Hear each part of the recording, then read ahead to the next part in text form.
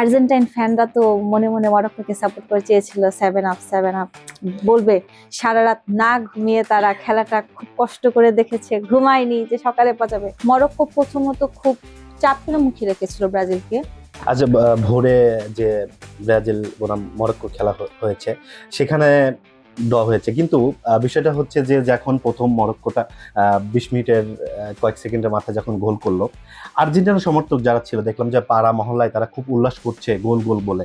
মানে আর্জেন্টিনার সাপোর্টাররা মানে আনঅফিসিয়ালি ভাবে তারা মরক্কো সাপোর্ট করছে কেন?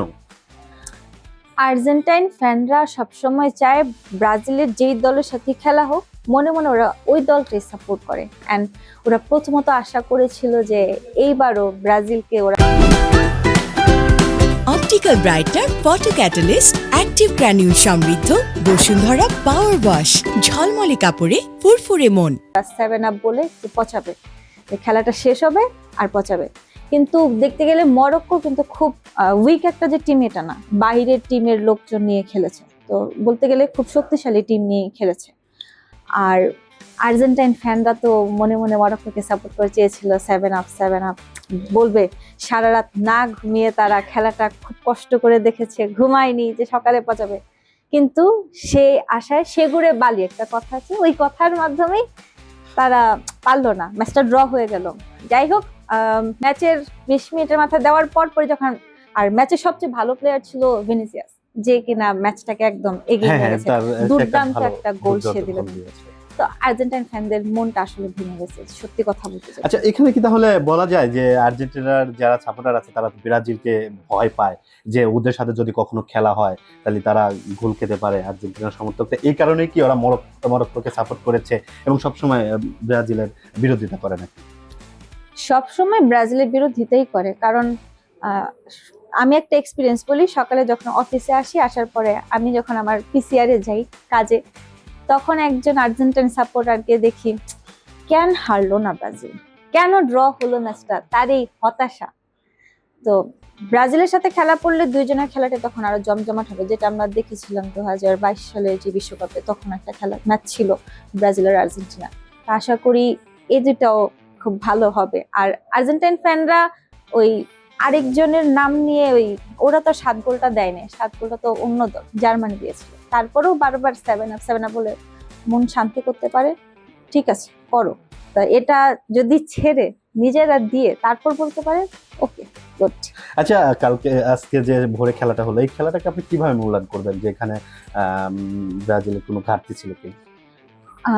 অনেস্টলি বলতে গেলে খেলাটাতে ব্রাজিল, মরক্কো প্রথমত খুব চাপের মুখে রেখেছিল ব্রাজিলকে। অ্যান্ড ব্রাজিলের নিজের কিছু ভুলের কারণেই গোলটা আসলে ওরা খায়, নাহলে ওরা গোলটা খাইতো না যদি ভালো মতো সাপোর্ট দিত।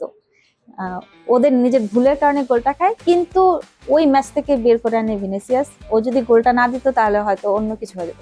লাস্টলি আরো কয়েকবার ট্রাই করা হয়েছিল, যদি গোলটা হয়ে যেত তাহলে ব্রাজিল উইনই ছিল, দুটা সমতাই ছিল। মরক্কো কিন্তু আবার একদম লো টিম না যে ব্রাজিল এটার সাথে ভালো খেলে সবসময়, যে ব্রাজিল জিতে যাবে বা মরক্কো হেরে যাবে।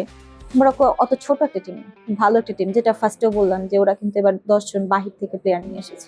আচ্ছা, যে সময় গোলটা মরক্কো দিল ব্রাজিলকে, সেই সময় আপনি একটা সমর্থক হিসাবে আপনার কেমন লেগেছে এবং সেই সময়ের অনুভূতিটা যদি বলেন।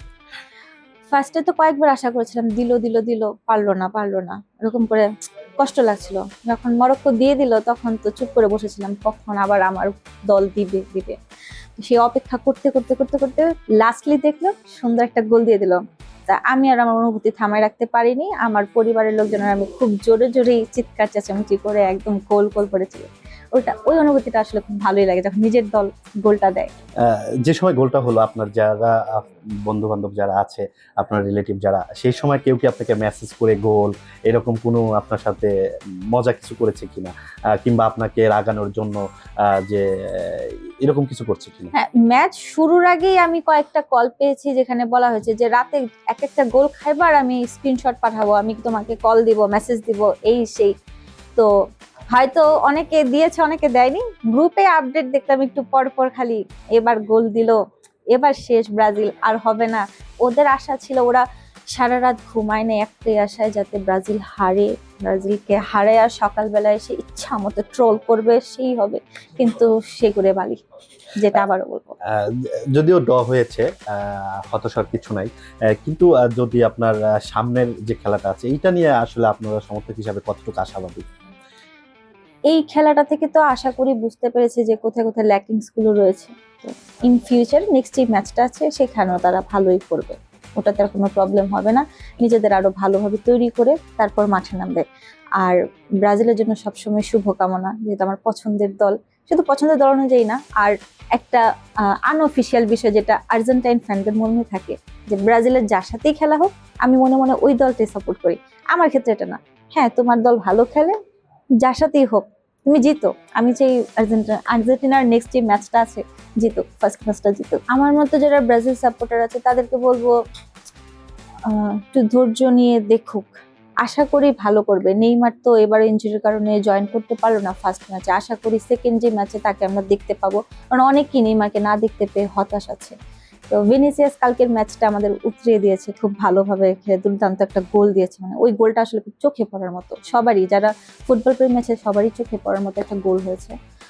আর কালকে মরক্কোর যে ম্যাচটা হলো ওটার মধ্যে কিন্তু মরক্কোর গোলটা কাইন্ড অফ বলতে পারেন এটা গোলের পর্যায়ে পড়ে না, ফাঁকা মাঠে গোল এরকম টাইপের। আর ব্রাজিলের ভুলের জন্যই, মূলত ব্রাজিলের ভুলের জন্যই ফাঁকা মাঠে গোল দিয়েছে। কিন্তু যাই হোক ভিনিসিয়াস এটা খুব ভালো ছিল, এটা বলা চলে যে সতর্কতার অভাব, যদি তারা একটু ভালো ই করতো তাহলে এটা হতো না, তাদের একটা ভুলের কারণে, এটা ভুলের কারণেই গোলটা হলো। তো আশা করছি ব্রাজিল সমর্থকরা যারা আছে তারা বিশ্বাস হারাবে না, বিশ্বাস ধরে রাখবে, আর নেক্সট যে ম্যাচটা আছে সেখানেও ব্রাজিল ভালোই করবে। এই ভুলগুলো শুধরে নিয়ে নেক্সট ম্যাচে নিজেকে আরো ভালোভাবে তৈরি করে মাঠে নামবে।